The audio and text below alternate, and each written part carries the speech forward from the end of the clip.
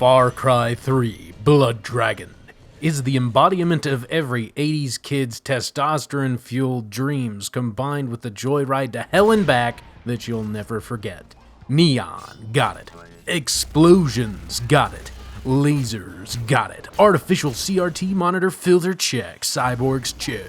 Japanese influence, check. Training montage, it's in here. Comically goofy villains, yes sir. Bad A protagonist, yes ma'am. Dragons with fire breath and laser eyes? Well, you betcha. Funny intro montage? Yeah!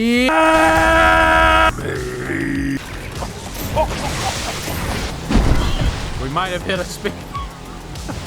This is a mistake! We must give him a warrior's death. Oh. Get in, go, run. What are those? Far Cry 3 Blood Dragon is perhaps the last stroke of unique genius Ubisoft had before they descended into the mundane and corporately safe place they are today.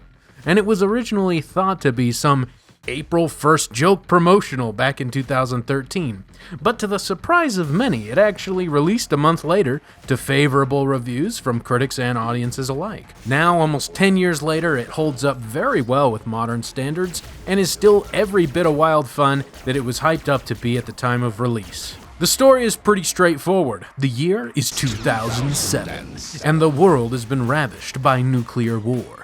You are Rex Power Colt, a cyborg super soldier tasked with going to a remote island to find and stop the rogue Colonel Sloan. After finding Sloan, he tells of his plan for world domination, to arm rockets with dragon's blood, which would zombify humanity and turn back time to the Stone Age. They think. Rex is knocked unconscious and thrown out to some remote part of the island, powerless, weaponless. From there, it's up to you to control Rex through the open world, get armed through missions, and see if you can thwart Sloan's evil plans. Story missions are the big budget items. You'll get some unique dialogue from key characters, the occasional pixel art based animation PowerPoint, most likely a new weapon, and a unique area to traverse, all while progressing the story and shooting one-liners. Silent but deadly. That's a shot. What a shot. Story missions are the only events where you'll get new weapons, so if you're getting bored of other island activities, i.e. killing, then doing a story mission will probably get you something new to help shake things up. The next biggest activity across the island is Liberating Garrisons. There's 13 of them scattered throughout the map, and your objective is to kill everything that glows red and moves. Once all the baddies are down, a bunch of nerds move in and the light goes from a villainous red to a good guy green. Liberated garrisons serve as fast travel points and unlock side missions. Completing side missions will give you money and also unlocks a weapon-specific upgrade in the vending machine shops. These missions can vary in type, those being kill X enemy with Y weapon, save the hostage by being sneaky, take out all the enemies in this area, kill this rare animal, etc. So, kill with a twist, usually. Beyond those activities, there are several types of collectibles hidden across the island that you need to find and grab in order to unlock a few other weapon upgrades. For example, to get shotgun shells that also set things on fire, you need to kill each of the rare animal types. There are also Omega Force televisions and research notes from Dr. Carlisle scattered throughout the map. You don't have to worry about them too much though, because after liberating enough garrisons in a region, the shops will carry partial map data, so you can just throw a waypoint to the collectibles on your map and mindlessly grab everything, which doesn't take too long because Rex can run very fast. But if you want, you can drive the Jeep, run people over, crash into trees. It's fun, it's whatever.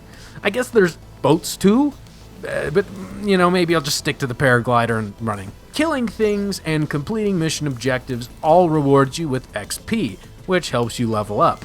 Leveling up gives you perks, with the major one being max health up.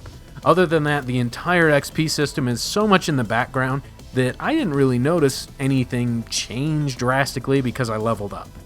But it'll give you stuff like damage resistance, reload time reduction, increase move speed while crouched, faster, aim down sights, other stuff like that. I kind of like the simplicity of not having to worry about allotting skill points, even though I didn't notice it too much. Now, speaking of noticing something, there's a nice thick layer of stealth mechanics that are a part of nearly every instance of combat. The bow and the silenced pistol are the only weapons that don't trigger all the guards within a 2-mile radius, so if you're into being one with the shadows, those are the tools that you'll have to get used to.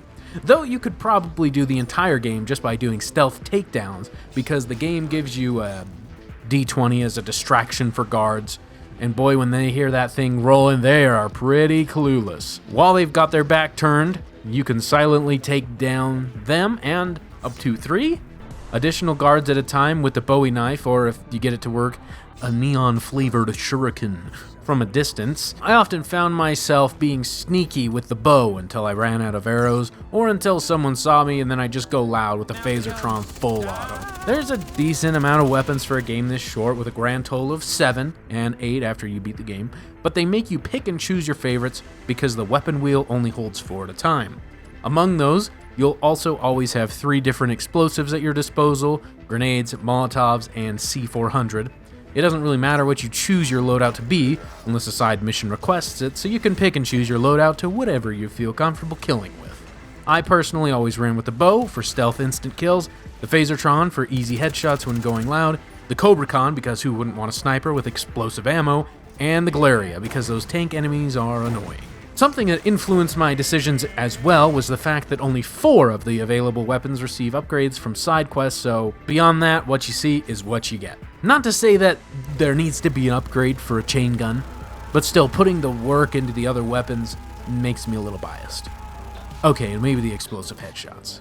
So you're probably curious about these blood dragons, right? They're a major plot point, their name is in the title. What's up with those guys? Well, this is kind of like a Jurassic Park situation. Except imagine the first time the dinosaurs come into existence, they're blind. Worse than that, they're blind because their eyes are full of lasers. Well, that's a problem, isn't it? Anyway, the population has steadily increased, and you can find them all over the island trying to listen for and sniff out Cyberman blood. And boy, when they get a whiff, they get angry. If they hear you, or anyone nearby, they will come to your location and attempt to annihilate you. There's plenty of warning signs for these suckers. A big old health bar, chonky map triangle, but these dudes are virtually soundless and can sneak up on you from out of nowhere. Remember how this game has killing? All these bodies are actually useful for something. You can loot them for money, and at the same time, rip their hearts out. These cyber hearts can be thrown to weaponize blood dragons or get them off your scent, and that's about it. Throwing a cyber heart beyond a garrison's mega shield will cause a blood dragon to come huffing and puffing, and he'll blast that shield down, at which point the cybermen inside will start shooting and screaming like little sissy babies. It's possible for a dragon to clear out an entire garrison for you, but even when it doesn't, the few left behind in the wake of destruction are easy pickings. Be careful with this luring power, as you might have thrown the cyber heart, but the dragon does not care and will still very much target you at any given point in time. While the cyber heart lures are a very cool mechanic, I didn't use them often because I would rather shoot to kill stuff and get XP rather than watch a dragon kill stuff and risk being mauled to death amidst the ensuing chaos, you know. But to each their own. While some people might be turned away from its short length of 5 to 6 hours, I feel it's a very adequate time frame for the experience you're getting.